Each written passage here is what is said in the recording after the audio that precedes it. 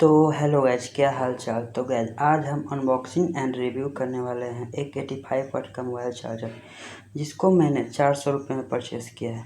तो गैस ये है एम आई का 2 कॉपी चार्ज यानी फेक चार्जर। तो गैस अगर आपका फ़ोन का चार्जर कहीं खो गया है, अगर आप चार्जर काम चलाऊ लेना चाहते हैं तो आपके लिए बेस्ट हो सकता है। तो गैस चलिए इसको अनबॉक्स करते हैं और देखते हैं कैसा है, लेने लायक है या नहीं। इसके लिए वीडियो में अंत तक बने रहे।